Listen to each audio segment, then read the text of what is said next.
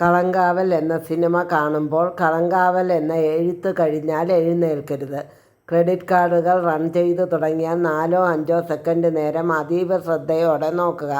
സ്ക്രീനിൽ മമ്മൂട്ടി എന്ന പേര് തെളിയും. 3 പതിറ്റാണ്ടോളം മമ്മൂട്ടി എന്ന നടൻ നേടിയ ചങ്കുറപ്പിൻ്റെ രേഖയാണിത്. സിനിമയിൽ അപൂർവമായി മാത്രം നടക്കുന്നത്.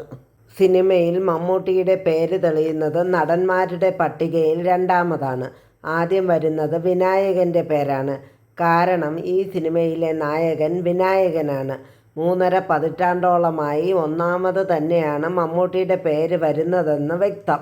എത്രയോ തവണ ഈ പേര് തിയേറ്ററിനെ പ്രകമ്പനം കൊള്ളിച്ചിരിക്കുന്നു.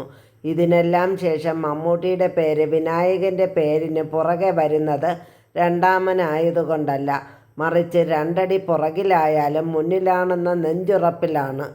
കളങ്കാവൽ മമ്മൂട്ടിയുടെ സിനിമയാണ്. സിനിമ വളരുന്നതും വലുതാകുന്നതും കാണുന്നവരുടെ മനസ്സിലേക്ക് ഇരച്ചു കയറുന്നതും മമ്മൂട്ടിയിലൂടെയാണ്. അതിനർത്ഥം വിനായകൻ മോശമായി എന്നല്ല.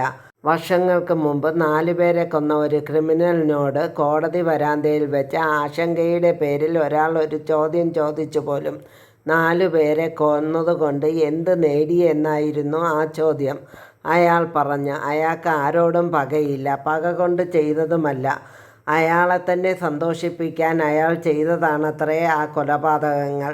അന്ന് ആ മുഖത്തുണ്ടായിരുന്നത് വല്ലാത്തൊരു ചിരിയായിരുന്നു അത്രേ. അതേ ചിരിയാണ് മമ്മൂട്ടിയുടെ മുഖത്തും പലതവണ കണ്ടത്. തൻ്റെ അഭിനയം തന്നെയാണ് പേരെവിടെ വരുന്നു എന്നതിനേക്കാൾ വലുതെന്ന് മനസ്സിലാക്കുമ്പോൾ അതൊരു നടൻ്റെ വിജയവും ലഹരിയുമാണ്.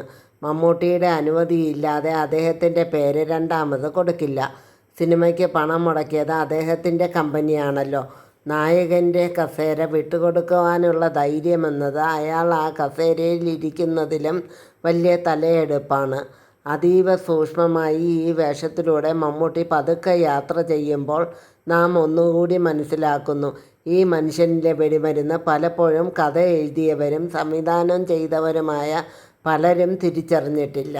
10-20 സ്ത്രീകളെ കൊല്ലുന്ന ഒരാൾ കാണികളെ ഭയപ്പെടുത്താതെ സ്ക്രീനിൽ വരികയും പോകുകയും ചെയ്യുന്നു എന്നത് മമ്മൂട്ടി എന്ന നടൻ്റെ മിടുക്കാണ്. നമുക്കറിയാം ഈ മനുഷ്യൻ്റെ കൂടെ പോകുന്ന ഓരോ സ്ത്രീക്കും എന്തെങ്കിലും പറ്റുമെന്ന്. എന്നിട്ടും നമുക്ക് പേടിയാകുന്നില്ല. ശ്രുതി രാമചന്ദ്രനൊപ്പമുള്ള കുറച്ച് നിമിഷങ്ങളിൽ മമ്മൂട്ടിയിലെ പ്രണയം ആ കുട്ടിയെ സന്തോഷിപ്പിക്കുന്നത് കണ്ണുകൾ കണ്ടാലറിയാം. ഇത്തരമൊരു അതീവ ആർദ്ര പ്രണയ നിമിഷം ഇതുപോലൊരു നടനോടൊപ്പം പങ്കിടാനാകുക എന്നത് ചെറിയ കാര്യമല്ല. ജിതിൻ കെ ജോസിൻ്റെ ആദ്യ സംവിധാന ചിത്രമാണിതെന്ന് വിശ്വസിക്കാൻ എളുപ്പമല്ല. മമ്മൂട്ടിയെപ്പോലെ ഒരാൾ ഇതുപോലെ മലവള്ളപ്പാച്ചിൽ പോലെ വരുമ്പോൾ അതിന് ചാല് വെട്ടുക എന്നത് 4 തച്ച് പണി തന്നെയാണ്. നല്ല കൈത്തഴക്കമുള്ളവനെ അതിന് കഴിയൂ. മിക്ക സിനിമയും വരുമ്പോൾ ആദ്യം പറയുന്നത് OTTയിൽ കാണാമെന്നാണ്.